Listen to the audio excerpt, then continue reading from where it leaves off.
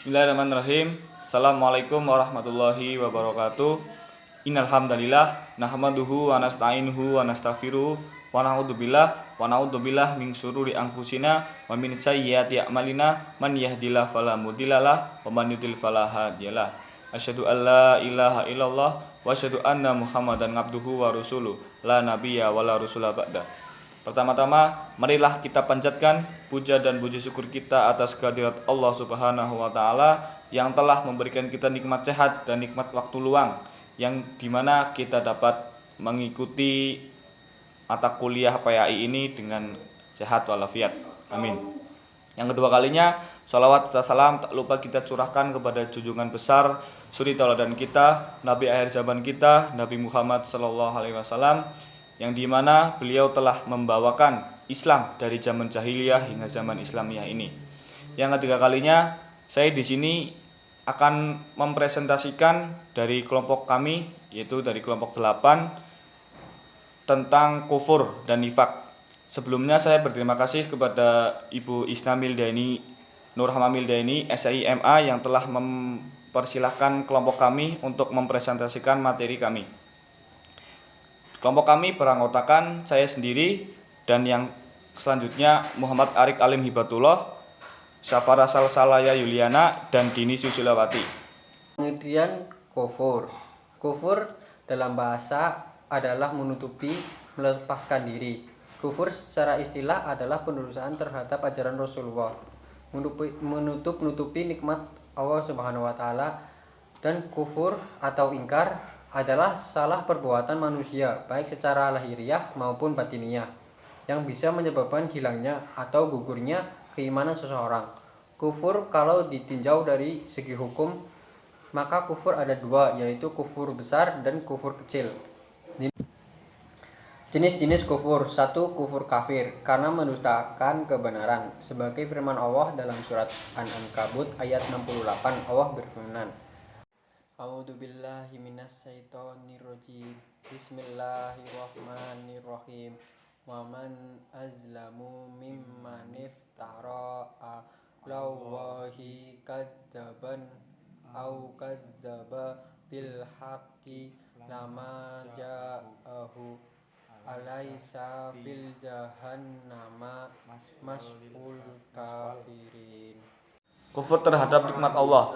Dalam hal kufur terhadap nikmat Allah kadang dianggap sepele oleh sebagian orang. Kufur terhadap nikmat Allah itu sangat banyak macamnya. Yang hukumannya bagi orang-orang yang kufur terhadap nikmat Allah, Allah sudah menjelaskan dalam Al-Quran surat An-Nahl ayat 83. A'udzubillahi minasyaitonirrajim. Bismillahirrahmanirrahim. Ya'rifuna nikmatallahi summa yunkirunaha wa aksaruhumul kafirun. Yang artinya mereka mengetahui nikmat Allah, kemudian mereka mengingkarinya, dan kebanyakan mereka adalah orang yang ingkar kepada Allah. Yang ketiga, kufur nifak. Allah menyamakan orang-orang munafik dengan setan itu, menunjukkan sifat-sifat orang munafik itu sama dengan sifat-sifat setan. Setan yang durhaka mematuhi hukum-hukum Allah. Allah percaya bahwa Allah itu ada dan hanya Dia yang berhak disembah. Dalam Al-Quran surat Al-Munafikun ayat 3. A'udzubillahi minasyaitonirrajim. Dzalika bi annahum amanu summa kafaru fadubi'a ala qulubihim fahum la yanqahun. Yang artinya, yang demikian itu karena sesungguhnya mereka telah beriman kemudian menjadi kafir. Maka hati mereka dikunci sehingga mereka tidak dapat mengerti. Pengertian nifak. Nifak secara bahasa berarti ketidaksamaan antara lahir dan batin. Jika ketidaksamaan itu dalam keyakinan, hatinya kafir tapi mulutnya mengatakan beriman, maka ia termasuk nifak itikadi. Kataan nifak secara istilah sara-sara berarti menutup kekufuran dan memperlihatkan keimanan. Dengan kata lain, orang yang munafik ucapannya berbeda dengan perbuatannya. Lahirnya tidak sama dengan batinnya yang tampak darinya bertentangan dengan apa yang disembunyikan dalam hati. Jenis-jenis nifak, terdapat 2 jenis nifak atau kemunafikan, yakni nifak akbar yang disebut juga nifak itikadi atau keyakinan, dan nifak amali atau perbuatan. Nifak itikadi atau keyakinan. Nifak itikadi adalah nifak besar di mana pelakunya menampakkan keislaman tetapi menyembunyikan kekufuran. Jenis nifak ini menjadikan keluar dari agama dan pelakunya berada di dalam kerak neraka. Nifak jenis ini ada 4 macam. Yang pertama, mendustakan Rasulullah Shallallahu Alaihi Wasallam atau mendustakan sebagian daripada apa yang beliau bawa. Dan yang kedua, membenci Rasulullah Shallallahu Alaihi Wasallam atau membenci sebagian apa yang beliau bawa. Dan yang ketiga, merasa gembira dengan kemunduran agama Islam. Dan yang terakhir, tidak senang dengan kemenangan Islam. Yang kedua, nifak amali atau perbuatan. Nifak amali adalah melakukan sesuatu yang merupakan perbuatan orang-orang munafik, tetapi masih tetap ada iman di dalam hatinya.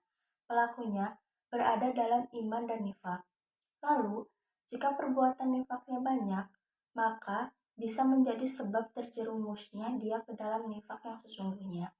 Berdasarkan sabda Nabi Shallallahu Alaihi Wasallam dari Abdullah bin Amr bahwa Nabi Shallallahu Alaihi Wasallam bersabda, 4 sifat yang barang siapa mengerjakannya, maka ia menjadi munafik tulen. Dan barang siapa yang melakukan salah satu dari 4 sifat itu, maka di dalam dirinya terdapat sifat nifak, sehingga ia meninggalkannya, yaitu 1. Apabila dipercaya, ia berkhianat. 2. Apabila berbicara, ia dusta. 3. Apabila berjanji, ia tidak dapat menepati.